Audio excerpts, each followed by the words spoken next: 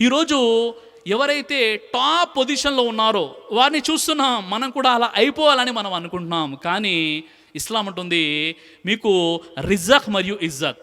రిజక్ అంటే ఉపాధి, ఇజ్జత్ అంటే గౌరవం. ఈ రెండు కూడా మిమ్మల్ని పుట్టించిన దైవం మీకు ఇస్తేనే అవి వస్తాయి. కాబట్టి మీకు ఎంతైతే దేవుడు ఇవ్వనున్నాడో అంత తప్పకుండా మీకు వస్తాయి. మన కళ్ళ ముందు ఎవరినైతే మనం చాలా పెద్ద కోటీశ్వర్లుగా, బిలీనియర్స్గా, టాప్ సెలబ్రిటీస్గా భావిస్తున్నామో వారి జీవితాన్ని ఒక్కసారి గుర్తు చేసుకునే ప్రయత్నం చేయండి. వారు ఏం చేశారు? మీ అందరికీ స్టీవ్ జాబ్స్ గురించి తెలిసే ఉంటుంది. ఎవరండి ఈ Steve jobs? Apple company co founder, CEO, అనేక కంపెనీస్కి ఇతడు యజమాని. ఇతని యొక్క నెట్వర్త్ ఏంటో తెలుసా?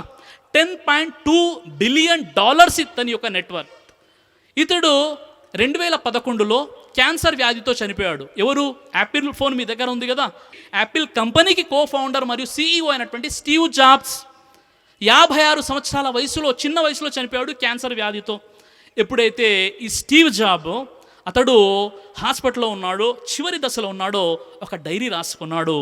అతడు ఏం చెప్తున్నాడో తెలుసా? డబ్బు కంటే జీవితం ఎంతో ప్రాధాన్యమైనటువంటిది. డబ్బు వెనకాల పరుగులు తీస్తూ మధురమైనటువంటి జీవితాన్ని నాశనం చేసుకోకండి. నేను వ్యాపార అభివృద్ధిలో శిఖరాగ్రహానికి చేరాను, విజయానికి ప్రతీకగా నిలిచాను. డబ్బే నా సర్వస్వం, డబ్బే నా కుటుంబం, డబ్బే నా సంతోషం, డబ్బే నా ఆనందం, సర్వం వ్యాపారం కోసమే నా జీవితాన్ని అంకితం చేశాను. ఇప్పుడు నేను నా జీవితాన్ని ఒక్కసారి వెనక్కి వెళ్ళి చూస్తే నాకు అర్థమవుతుంది, నేను సంపాదించినటువంటి డబ్బు, నేను సంపాదించినటువంటి ఆస్తిపాస్తులు, పేరు ప్రతిష్టలు ఇవేవి కూడా నాకు పనికి రావని ఇప్పుడు నాకు అర్థమవుతుంది. ఒకవేళ నాకు కావాల్సినటువంటి డబ్బులు సంపాదించిన తర్వాత ఇక చాలు అనుకుని జీవితం గురించి ఆలోచిస్తే చాలా బాగుండేది. కానీ ఆ విషయం ఇప్పుడు జారిపోయింది.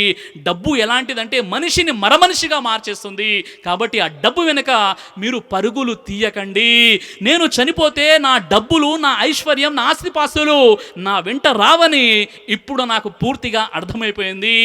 నా దగ్గర ఉన్నటువంటి కార్లను నడపడానికి డ్రైవర్లను అయితే నియమించుకోగలను, డబ్బు సంపాదించుకోవడానికి ఉద్యోగులను కూడా నేను ఏర్పాటు చేయగలను. కానీ అయ్యో, నాకు సంభవించిన వ్యాధిని మరొకరికి ట్రాన్స్ఫర్ చేయలేకపోతున్నానే, నా బాధ నేనే అనుభవించాలి, నా నొప్పిని నేనే భరించాలి కదా అని ఎవరంటున్నారు?